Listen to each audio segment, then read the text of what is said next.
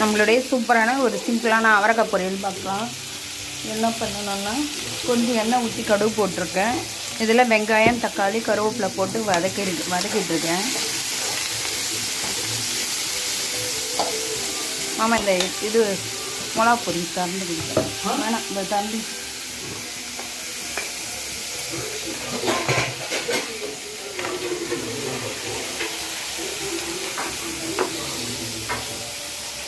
வெங்காயம் வதக்கிறதுக்கு தேவையான உப்பு, பொரியலுக்கு தேவையான உப்பு இதுலேயே சேர்த்துடுறேன்.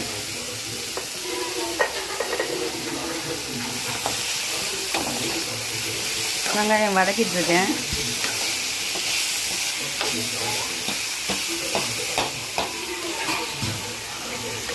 இங்கே பாருங்கள், நம்ம வெங்காயம் வதக்கின்னு இருக்குது. வெங்காயம் தக்காளி நல்லா வதக்கின்னு இருக்குது. ஃபைனாக வதங்கணும்.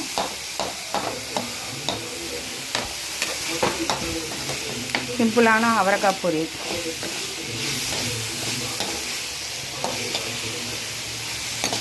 பற்ற வைக்க தானம்மாம்மா?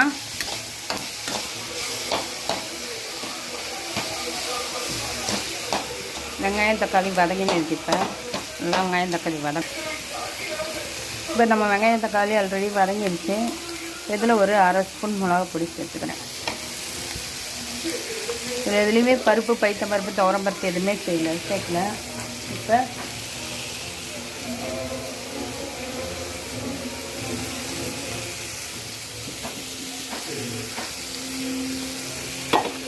இதில் பொடியாக கட் பண்ணி வச்ச அவரைக்காய் சேர்த்துறேன்.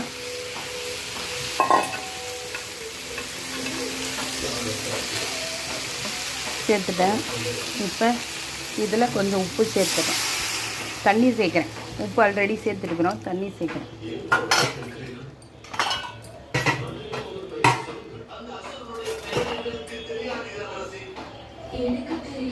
தண்ணி சேர்த்தாச்சு. இப்போ அவரைக்காய் நல்லா வேகட்டும். வெந்து முடித்த பிறகு எப்படி இருக்குதுன்னு பார்க்கலாம். அவரைக்காய் கொதிச்சிட்ருக்கு, வேகட்டும். நம்மளோட இன்ஸ்டன்ட் புளியோதரை மிக்ஸ் வச்சு இன்றைக்கி ஒரு இன்ஸ்டண்ட்டாக ஒரு புளியோதரை சாதம் எப்படி செய்து நான் அப்புறம் பார்த்துக்கேன். நம்மளோட சூப்பரான அவரைக்காய் பொரியல் ரெடி ஆகிடுச்சு. இங்கே பாருங்கள், சூப்பரான அவரைக்காய் பொரியல் ரெடி ஆகிடுச்சு. சாம்பாருக்கு புளி சாதம் எதுக்கு வேணால் தொட்டுங்க சாப்பிட சூப்பராக இருக்கும்.